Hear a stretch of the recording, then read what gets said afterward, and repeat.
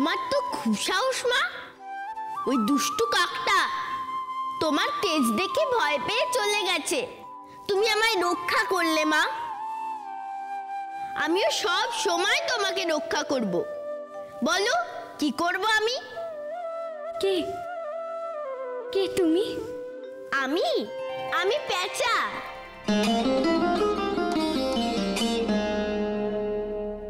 তুমি দেখতে পাও না মা চোখে? পেতাম, কিন্তু এখন আর দৃষ্টিশক্তি নেই আমার।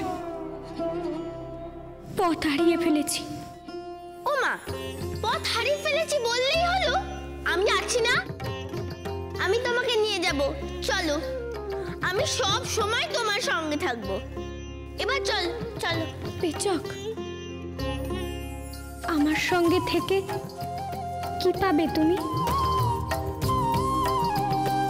আমি সব ক্ষমতা হারিয়েছি, কোনো দৈবী শক্তি নেই আমার। অলক্ষীর বাহন বোঝেনি যে আমি দৃষ্টিহীন,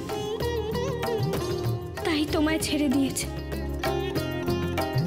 তোমার জন্য আমি কিছুই করিনি পেচক। বললেই হলো কিছু করিনি। আমি জানি তুমি কিভাবে আমাকে বাঁচিয়েছো। শোনো মা, আমি তোমাকে ছেড়ে কখনো কোথাও যাব না। তুমি যেখানে যেখানে যাবে আমি আগে আগে সেখানে সেখানে যাব। এবার চলো তো, তুমি কোথায় যাচ্ছিলে?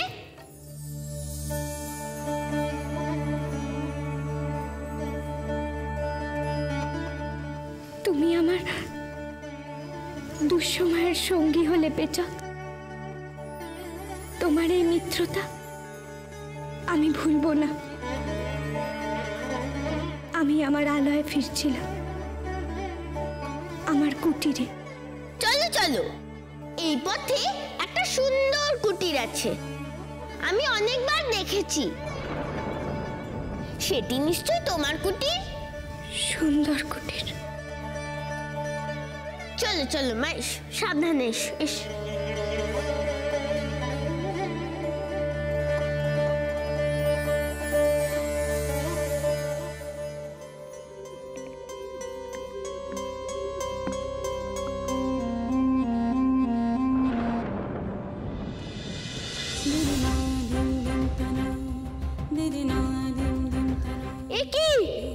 এই কুটিরটা এমন ভাবে পুড়ে গেল কি করে? মা, আমরা বোধহয় ভুল কুটিরে এসেছি।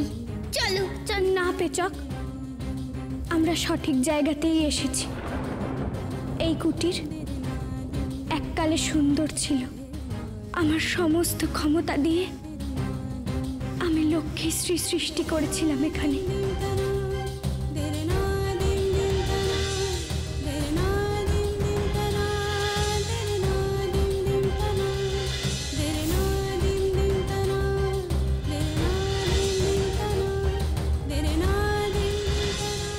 কিন্তু এখন আর সেই ক্ষমতা নেই আমার।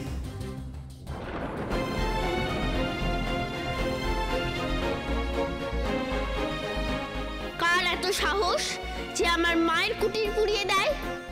তুমি বলো মা, আমি তাকে এক্ষুনি তোমার কাছে নিয়ে আসছি। তাকে আমি উচিত শিক্ষা দেব। পেচক, পেচক,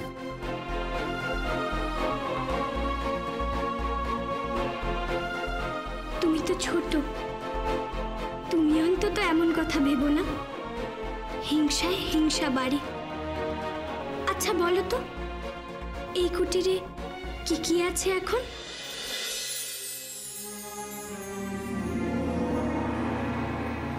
সারা প্রাঙ্গণে তো শুধু পোড়া ছাই আছে, কিছুই তো নেই আর।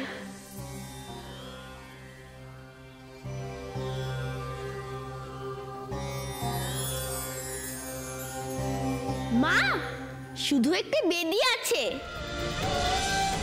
সেখানে পুষ্পও আছে।